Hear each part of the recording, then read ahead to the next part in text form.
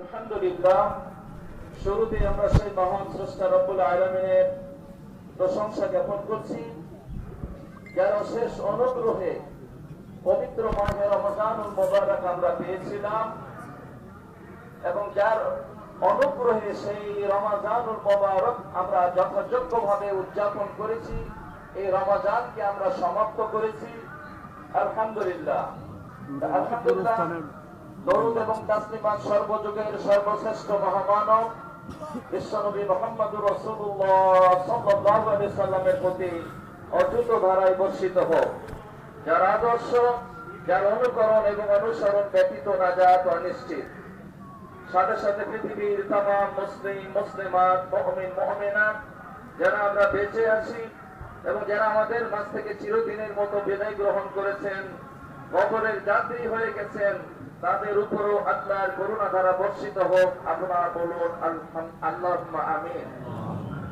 সম্মানিত উপস্থিতি, আমরা আজকে একত্রিত হয়েছি বিশেষ এক উদ্দেশ্যে। আপনারা জানেন যে মহান স্রষ্টা রব্বুল আলামিনের সবচেয়ে বড় নিয়ামত পবিত্র মাহে রমজানুল মুবারক আমরা পেয়েছিলাম এবং যথাযোগ্যভাবে আমরা প্রতিপালন করেছি। আমরা সকলে বলি আলহামদুলিল্লাহ। এই রমজানুল মুবারকের পরে আজকে আমরা ঈদুল ফিতর, ঈদের সালাতে সমবেত হলাম এবং আল্লাহর মেহেরবানিতে ঈদের সালাত আমরা আদায় করলাম। রাসূলের সুন্নাহ অনুযায়ী সালাতের পরে একটা খুতবা হতে হবে এবং সেই খুতবাতে মুসলিমদেরকে লক্ষ্য করে বিশ্বনবী মুহাম্মদ সাল্লাল্লাহু আলাইহি সাল্লাম প্রয়োজনীয় বিভিন্ন পরামর্শ এবং বিভিন্ন সংবাদ প্রদান করতেন।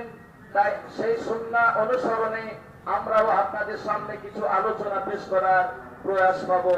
ওমা তাওফীক ইল্লা বিল্লাহ। আজকে আমরা ঈদের দিন, এর আগে অনেকবার আপনাদেরকে আমি শুনিয়েছি, ঈদ মানে আনন্দ, ঈদ মানে খুশি, ঈদ মানে ফিরে আসা। সুম্মিয়াল ঈদ ঈদান লিআন্নাহু ইয়াউদু বিফারাহি মুজাদ্দাদা কুল্লা সানা।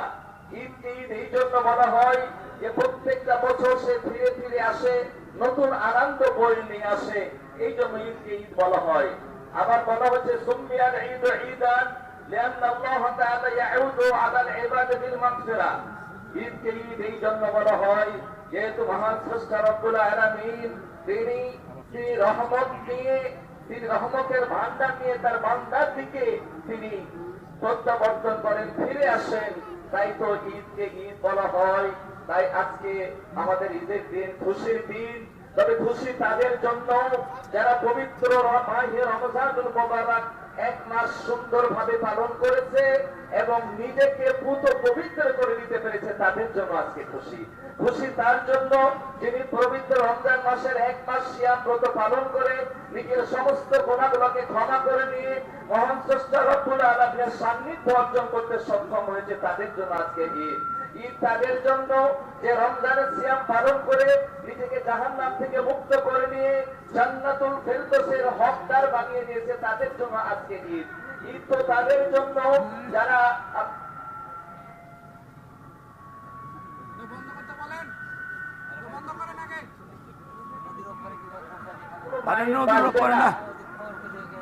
গোরস্থানের মাইক বন্ধ, এখানকার দায়িত্বশীল দরকার হলে কেউ যান, গিয়ে মাইকটা বন্ধ করে দিয়ে আসেন। এই দুঃসাহস পেল কিভাবে তারা যে খুতবা চলবে, কথা বলা নিষিদ্ধ। খুতবা চলাকালীন একজন ব্যক্তি কথা বলতে পারবে না, সেখানে মাইক কিভাবে বাজাতে পারে? যারা দায়িত্বশীল ক্ষমতাশীল তারা গিয়ে সেটাকে বন্ধ করে আসেন। খুতবা শোনাটা জরুরি, এটা হচ্ছে আপনাদের প্রয়োজন। সম্মানিত উপস্থিতি, তাই আসুন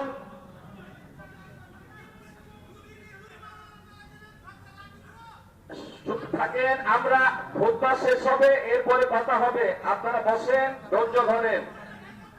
এখানে খুতবা হচ্ছে, খুতবার সময়তে কথা বলা সম্পূর্ণ নিষেধ। হ্যাঁ, খুতবা শেষ হবে, এরপরে আপনারা বসবেন, প্রয়োজনে আমরা কথা বলবো, কোনো সমস্যা নাই।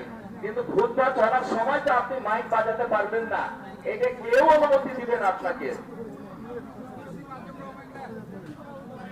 সম্মানিত উপস্থিতি, আসুন আজকে আমাদের ঈদের দিন, ঈদের খুশি, আমরা আল্লাহ রাব্বুল আলামিনের কাছে আমরা কিছু পারিতোষিক নেওয়ার জন্য এখানে এসেছি। আর আল্লাহর কাছে আমরা যদি কিছু পেতে চাই, সেই পাওয়ার পদ্ধতিটা হতে হবে বিশ্বনবী মুহাম্মদ সাল্লাল্লাহু আলাইহি সাল্লামের তরিকা অনুযায়ী। রাসূলের তরিকা ছাড়া কেউ একটি নেকিও কামাই করতে পারবেন না। রাসূলের তরিকা ছাড়া কেউ একটি সফলতা অর্জন করতে পারবেন না। যারা মৃত ব্যক্তি রয়েছে তাদেরকে যদি আমরা কিছু দিতে চাই, তাদের কাছে যদি আমরা কিছু পৌঁছাতে চাই, সেটাও করতে হবে আপনাকে রাসূলের তরিকা অনুযায়ী। আপনার আর আমার ইচ্ছা অনুযায়ী যদি করি তাহলে সফল কাম আমরা হব না। সম্মানিত উপস্থিতি, আমরা সবাই চাই আমাদের পিতা, আমাদের মাতা যারা শুয়ে রয়েছে এই কবরে, আমরা এখানে যারা ঈদের সালাত আদায় করলাম, আমার মনে হয় অনেকের পিতা মাতা অথবা অনেকের শুধু পিতা অথবা শুধু মাতা এখানে শুয়ে রয়েছে, কবরের মধ্যে তারা শুয়ে রয়েছে এবং আপনার দিকে আমার দিকে তারা তাকিয়ে আছে। আমার সন্তান, আমার কলিজার টুকরা আমার জন্য কখন একটু দোয়া করবে, আমার জন্য ইস্তেগফার করবে, এটা তারা অপেক্ষা করছে। সম্মানিত উপস্থিতি,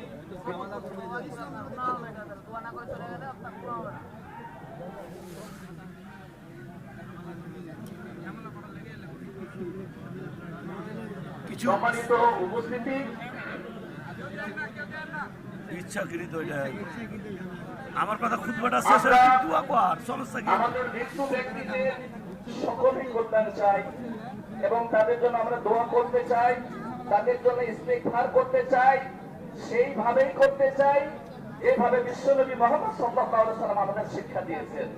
এর বাইরে যদি কোনো পদ্ধতি আমরা তৈরি করি, সেটা যত সুন্দরই হোক তাদের কাছে পাঠানো সম্ভব নয়।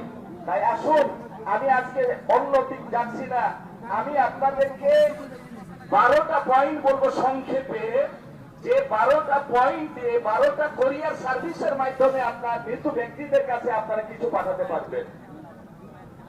আপনাকে আমি কি বলেছি? ইবাদত, দোয়া করা একটা ইবাদত।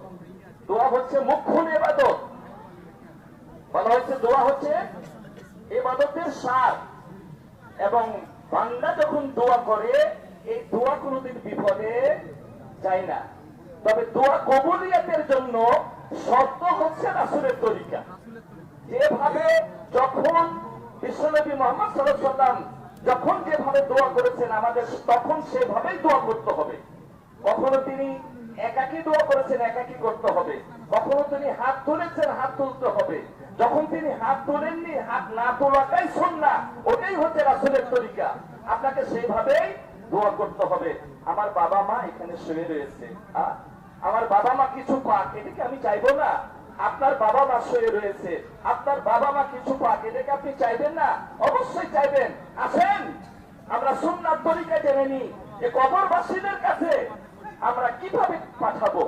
তাদের কোরিয়ার সার্ভিস, সব কোরিয়ার সার্ভিসে কি এই কবরবাসীরা পাবে না? বিশ্বনবী মুহাম্মদ 12টা কোরিয়ার সার্ভিস দিয়েছেন। এই কোরিয়ার সার্ভিসে যদি আপনি কিছু পাঠান, আপনার বাবা মা কবরে শুয়ে শুয়ে পেতে থাকবে, তাই না? আর দোয়া, এটা তো আপনার জন্য করতেই হবে। আপনার বাবা মার জন্য একটু দোয়া করবেন না? অবশ্যই করতে হবে। তো করার তরিকা হতে হবে রাসূলের তরিকা। কারণ পৃথিবীর বুকে সবচাইতে বড় সম্পদের নাম হচ্ছে পিতা এবং মাতা। পৃথিবীর বুকে সবচাইতে মূল্যবান নিয়ামত হচ্ছে পিতা আর মাতা। আপনি জানেন আপনার মা আপনার জন্য কত কষ্ট করেছে, সেই মায়ের জন্য আপনি কিছু পাঠাবেন না? তার জন্য একটু ইস্তেগফার করবেন না? এটা তো করতেই হবে। এই পদ্ধতিটা আপনাকে আমি আজকে শিখিয়ে দিতে যাচ্ছি। আসুন, বিশ্বনবী মুহাম্মদ সাল্লাল্লাহু আলাইহি ওয়াসাল্লাম বলেছেন যে সন্তান যখন পিতা মাতার জন্য দোয়া করে, ইস্তেগফার করে, তখন এই মৃত ব্যক্তিদের মর্যাদা আল্লাহ কি করেন? বাড়িয়ে দেন। অতএব সেই পিতা, যে পিতা হচ্ছে ঘরের ছাদের মতো, নিজে পুড়ে সন্তানদেরকে ছায়া প্রদান করেছেন। পিতা হচ্ছে মোমবাতির মতো, যে নিজে জ্বলে পরিবারকে আলো দান করেছে। আর মায়ের কথা কি বলবো আপনাকে, মায়ের কথা বলতে গেলে তো একটা বড় খুঁজবার প্রয়োজন। শুধু এতটুকুন কথা বলি, মা কাকে বলে, মা বাবা কোন জিনিস, এই জিনিসটা আপনাকে আমি বোঝাতে চাচ্ছি যে মা হচ্ছে তাকেই বলে।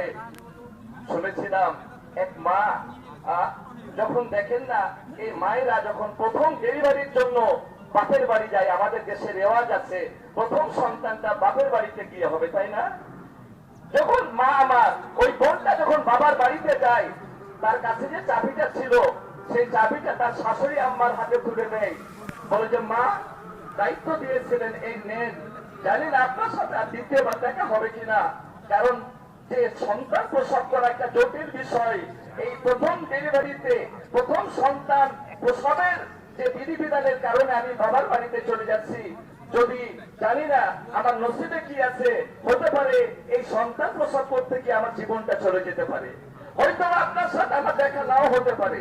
স্বামীর কাছে বিদায় নাই, শ্বশুরের কাছে বিদায় নাই, শাশুড়ির কাছে বিদায় নাই, আর দোয়া করতে বলে আল্লাহ রাব্বুল আলামিন যদি আবারও আপনাদের সাথে সাক্ষাৎ করিয়ে দেন, তাহলে সাক্ষাৎ হবে।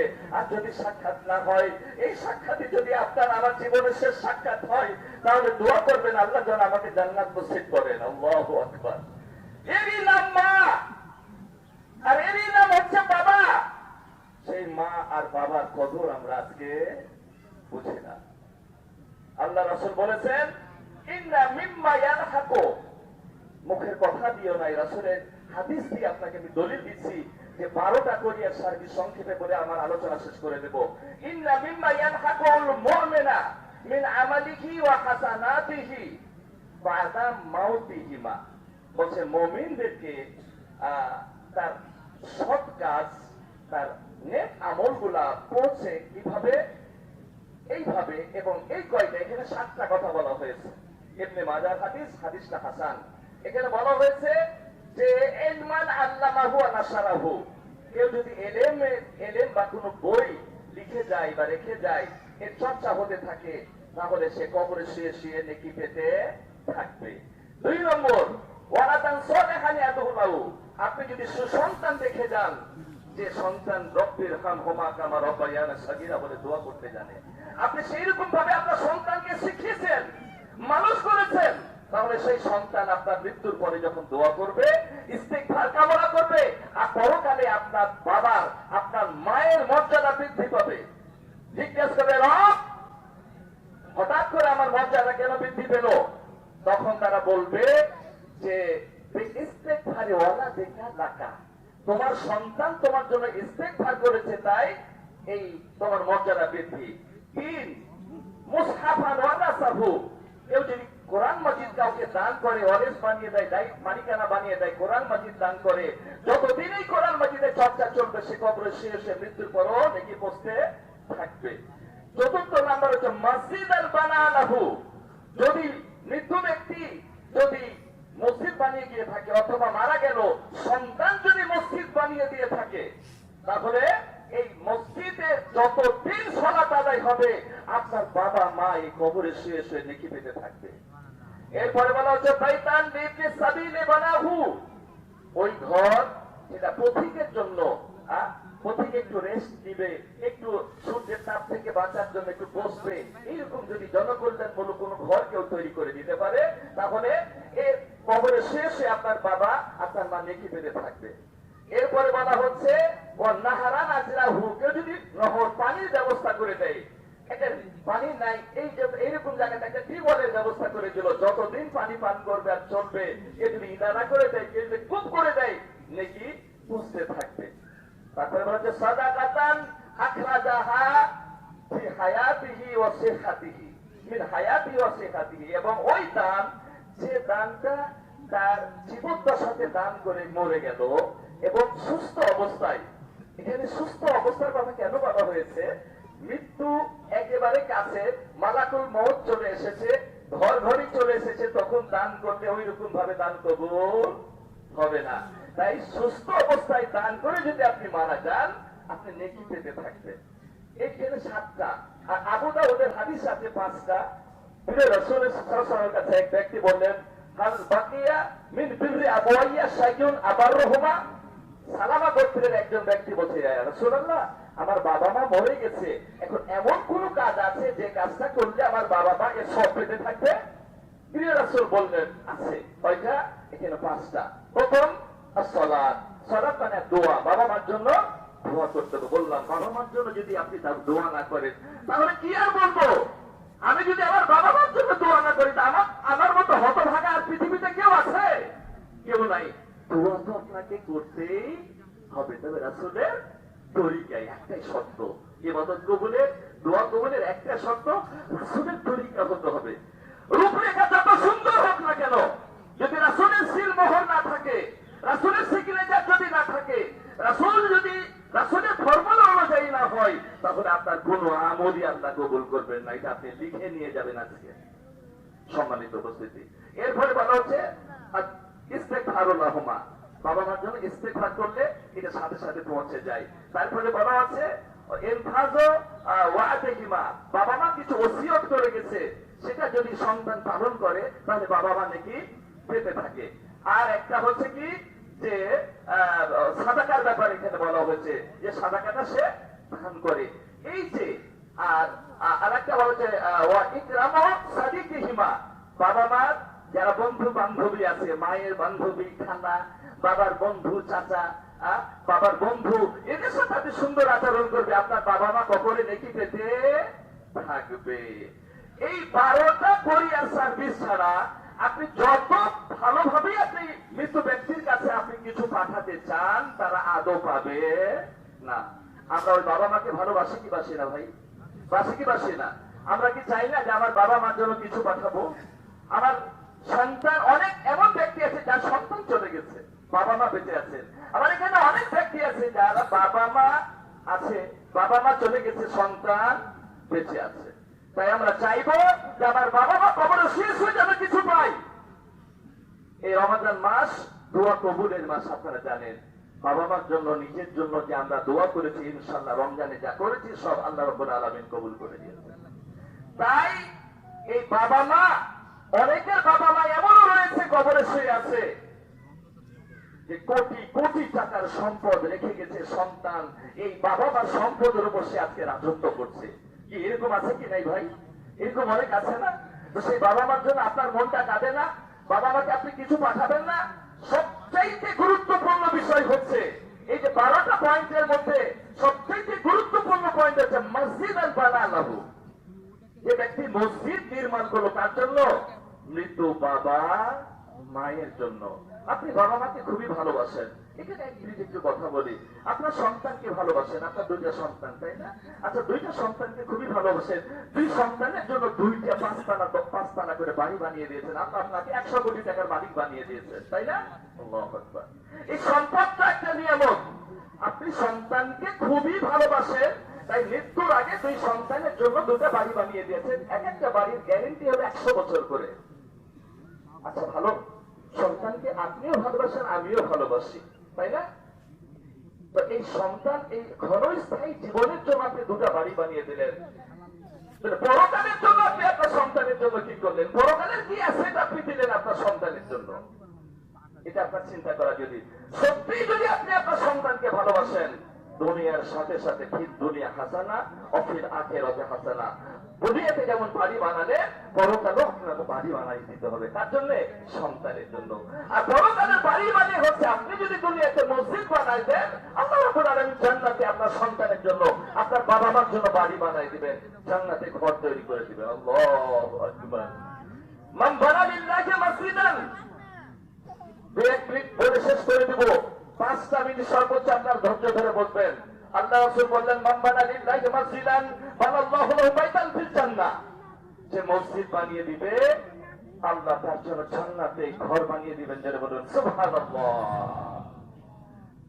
এই কারণে সৌদি আরবে আমার অনেক দেখা আছে, আলহামদুলিল্লাহ, খুব ঘন ঘন যাওয়া পড়ে, যে ওখানে যারা ধনী মানুষ তারা একাই ওই মসজিদে কাউকে একটা টাকা দেওয়ার সুযোগ দিবে না। একজন একটাই মসজিদ পুরো দেওয়ার দায়িত্ব নিয়ে নিবে, যে এই মসজিদটা আমি বানিয়ে দেবো। আল্লাহু আকবার। এই মসজিদের ইমাম, মুয়াজ্জিন, খতিব যারা আছে এদের সম্মানী যা দরকার আমি দিয়ে দেবো, এরকম ভাবে দায়িত্ব তারা নিতে চায়। তবে একজন একটা মসজিদ বানিয়ে দিল, তার জন্য জান্নাতে ঘর বানানো কমপ্লিট হয়ে গেল। আপনার সন্তানকে দুনিয়াতে দুটো বাড়ি বানিয়ে দিলেন, কোরআনে দুটো বাড়ি বানিয়ে দেন না। আপনার বাবা মা শুয়ে আছে, তার সম্পদে লক্ষ লক্ষ কোটি কোটি টাকার সম্পদ রেখে গেছে, আপনি রাজত্ব করছেন, ওই বাবা মা আপনার দিকে তাকিয়ে আছে, আমার সন্তান আমার জন্য কি পাঠাচ্ছে। আপনি রাসূলের তরিকা বিবর্জিত ভাবে আপনি পাঠাতে চাইলে কি পাবে কিছু? না, পাবে না। তার জন্য মসজিদ বানিয়ে দেন। এখন যারা সম্পদশালী, এখানে একটা কথা আপনাকে বলতে চাচ্ছি যে আল্লাহ রাব্বুল আলামিন এই সম্পদটা দিয়েছেন নিয়ামত। এই সম্পদ যালিকা ফাদলুল্লাহ ইউতিহি মান ইয়াশা, অনেক কথা সম্পদ নিয়ে এই নিয়ামত। আপনার কেউ উঠবেন না, আমি 5 মিনিট সময় নিয়েছি, এই 5 মিনিটের মধ্যে ইনশাআল্লাহ শেষ করে দেব। এই সম্পদটা হচ্ছে নিয়ামত, কিন্তু এই মাল আবার কাল কিয়ামতের কথা আপনার জন্য কাল না হয়ে দাঁড়ায়। কারণ এই মালের কারণে লক্ষ লক্ষ উম্মতে মুহাম্মদী জান্নাতে চলে যাবে, আর এই মালের কারণে লক্ষ লক্ষ উম্মতে মুহাম্মদী তারা জাহান্নামে চলে যাবে। কারণ এই মাল কিয়ামতের কোটে কাল হয়ে যাবে। বিশ্বনবী মুহাম্মদ সাল্লাল্লাহু আলাইহি সাল্লাম তিনি বলেছিলেন, কুনতু আলা বাবিল জান্নাহ, আমি জান্নাতের দরজাতে দাঁড়ালাম, দেখলাম সেই জান্নাতের মধ্যে অধিকাংশই যারা প্রবেশ করেছে তারা হচ্ছে গরিব, ওয়া আহলুল আমওয়াল ওয়া আহলুল জাদ মাহবুসুন, আর যারা ধনী, লাখপতি, কোটিপতি, শত কোটি টাকার মালিক, হাজার কোটি টাকার মালিক, এদের হিসাব দিতে দিতে মুখ থেকে ফেনা ছুটে যাচ্ছে, এদেরকে আটকিয়ে রাখা হয়েছে। হাত্তা আন্না আহলা জাহান্নাম উমিরা বিহি ইলাল জাহান্নাম, এমনকি জাহান্নামীদেরকে জাহান্নামে নির্দেশ হয়ে গেল, জাহান্নামীরা জাহান্নামে চলে যাচ্ছে, কিন্তু ধনী যারা মুমিন এদেরকে আটকিয়ে রাখা হয়েছে, এদের হিসাব শেষ হচ্ছে না। এরপরে তিনি বললেন, আমি জাহান্নামের দরজাতে দেখলাম, সেখানে শুধু নারী জাতিকে বেশি বেশি দেখলাম। তাই আল্লাহ রাসূল বললেন, ইয়া মাশাআল্লাহ নিসা তাসাদদাকনা, হে নারী জাতি তোমরা বেশি বেশি করে দান করো, কারণ ফাইন্নী উরিদুকুনা আকসারা আহাদিন নার, তোমাদেরকে বেশি বেশি আমি জাহান্নামে দেখেছি। সম্মানিত উপস্থিতি, তাই আসুন আপনাদেরকে আমি আজকে, আপনার বাবা মাকে আপনি কতটুকু ভালোবাসেন, আপনার বাবা মার জন্য আপনার মনে কতটুকু জায়গা আছে, আপনার বাবা মার জন্য আপনার মনটা কি পরিমাণে কাঁদে, আজকে প্রমাণ হবে। আজকে আল্লাহ রাব্বুল আলামিন যেন আমাদের সিয়াম, আল্লাহুম্মা তাকাব্বাল সিয়ামানা, আল্লাহুম্মা তাকাব্বাল সালাতানা, আল্লাহুম্মা তাকাব্বাল কিয়ামানা, আল্লাহুম্মা তাকাব্বাল তিলাওয়াতানা, আল্লাহ রাব্বুল আলামিন যেন আমাদের সালাত, সিয়াম, আমাদের কিয়াম, আমাদের তেলাওয়াত, আমাদের সাদাকাত, আমাদের নেক আমলগুলো কবুল করেন, এবং পুরো এক মাসের রমাজানে যে আমরা ভুল ত্রুটি করেছি, আল্লাহ ভুল ত্রুটিগুলো যেন ক্ষমা করেন, এবং আমাদের সিয়ামকে যেন আল্লাহ কবুল করেন। কাল কিয়ামতের পথে রাইয়ান নামক গেট দিয়ে যেন আল্লাহ রাব্বুল আলামিন আমাদেরকে জান্নাত যাওয়ার সুযোগ দান করেন। আমিন। ওয়া আখিরু দাওয়ানা আলহামদুলিল্লাহি রাব্বিল আলামিন। আসসালামু আলাইকুম ওয়া রাহমাতুল্লাহি ওয়া বারাকাতুহু।